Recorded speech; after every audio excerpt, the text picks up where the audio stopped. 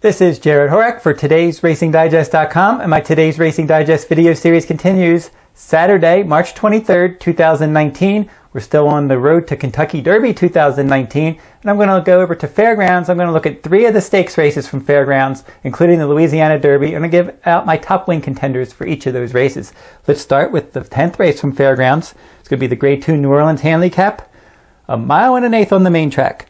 Some of the contenders in here: number 4, Noble Indy, 15-1 morning line. He won the Louisiana Derby last year, but he's run 4 times since then, and he hasn't really run well. Came off of a layoff in a sprint race last time at Gulfstream, wet track. He needed that race, stretching back out around 2 turns for John Velasquez and Todd Pletcher.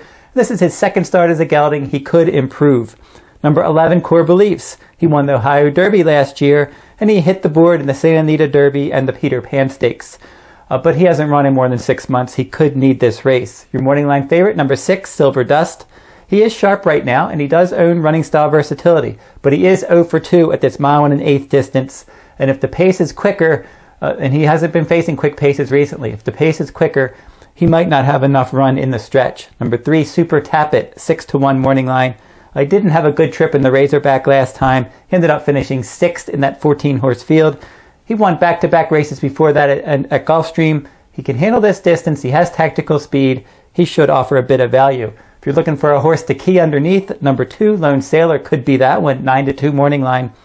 He didn't get any pace help in the mine shaft last time. He needed that race. That was his first race off of a layoff. He likes this distance. He likes hitting the board. He's only 2 for 16, but he's finished 2nd or 3rd 7 different times. So look for him underneath. The horse to catch, number 8, Mr. Buff. He's 6-1 morning line. He's very sharp. He's coming in from New York. He's won his last 4 starts. He typically goes to the front, controls the pace, and just keeps on going. We'll see if he can do that at Fairgrounds. He does meet some other speed in here. I'm going to go with number 10, Copper Bullet, as my top choice. He's 4-1 morning line. Now, he just missed in the Razorback last time out at Oaklawn Park. 3 horses from that race were next out winners. That was his first start around 2 turns, and he got a 98 fire number. The fire number for today's Racing Digest, speed throughout a race. He got a 140 CPR. The CPR is the comprehensive performance rating, which takes into account pace, final time, and closing fraction, and he got a 149 final rating. Good numbers across the board. He has good tactical speed. Jose Ortiz is going to ride. I don't think Post 10 is going to give him any trouble at a mile and an eighth. He should be able to work out a good stalking trip, and if he can handle this mile and an eighth distance, his longest start so far, he could be interesting in there. Fairgrounds race 11, the Grade 2 Muniz Handicap. 9 furlongs on the turf course. Some horses to look at for this race. Number 2, Divisadero. He's 5-1 morning line. He does like a mile and an eighth. He did finish a decent 2nd in the Tampa Bay Stakes, a Grade 3 at Tampa Bay Downs on turf last time out at a mile and a 16th. Look for him to save some ground, rally in the stretch. Number 5, First Premio, was my top choice in his last 2 starts. He's 8-1 morning line. He came up empty in the Fairgrounds Handicap last time, but I think he might have bounced. That was his 2nd start off of a layoff. He won the Bradley Handicap as my top choice on January 19th. He can bounce back. He's had a bullet work for this. He's going to stalk the pace. Number 3, Synchrony, one of the 2 favorites in here. He's 4 for 4 at Fairgrounds. He won this race last year. He's got a decent late kick. He's in good form. But number 7, Bricks and Mortar, is my top choice and the one to beat, and he is unfortunately the favorite in here, 2-1 morning line for trainer Chad Brown. Now, as my top choice last time out, he won the Pegasus World Cup Turf. He's 6 for 8 overall for trainer Chad Brown. He certainly has the class to win this race. I think he's better than this group, and he has the best overall finishing kick.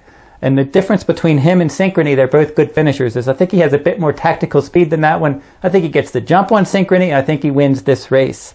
Finally, Fairgrounds race 13, the Grade 2 Louisiana Derby, a mile and an eighth on the main track. Some horses to consider in here.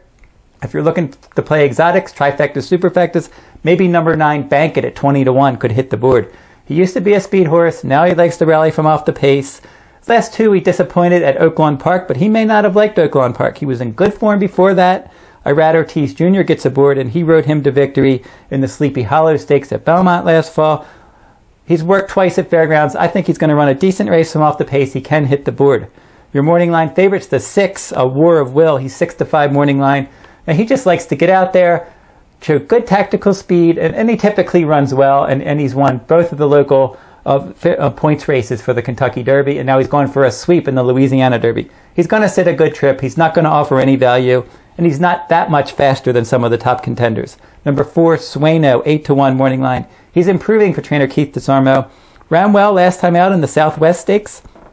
And then the third place finisher in that race, Long Range Toddy, came back and won a division of the Rebel Stakes last week. So he ran a good race. He's got tactical speed and a good post. He could finish somewhere in the top 3. Number 10, Spinoff for trainer Todd Pletcher. He's 8-1 morning line. He's got good early pressing speed. There's not a ton of speed in this race. He's going to be forwardly placed.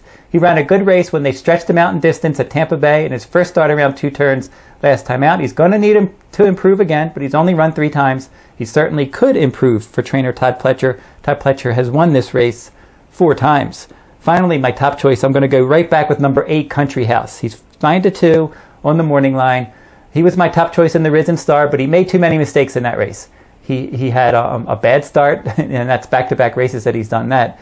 And then in the stretch, it looked like he might be able to run down War of Will, but then he was all over the place. He couldn't run a straight line in the stretch. And he still finished second despite all that immaturity that he showed. If he can run a better race this time, a more mature race, he certainly could run past these. I think he's going to like the mile and an eighth distance. And he earned some good numbers. He got a career best 104 fire number, that speed throughout a race. That's a good sign. That was at a mile and a 16th. As I said, I think he's going to like this mile and an eighth distance. If he can run a straight line and break well, I think he's going to rally and win the Louisiana Derby.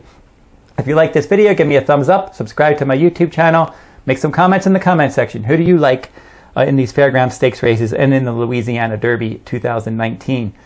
You can find my full card analysis each and every day from Golden Gate Fields at todaysracingdigest.com. My full cards from Santa Anita will resume next week. And if you're interested in the complete digest for Fairgrounds for Saturday, March 23rd, you can find the Today's Racing Digest of Fairgrounds Digest for Louisiana Derby Day at todaysracingdigest.com. That will wrap up this week's video. We'll be back next week with another stakes race from around the country.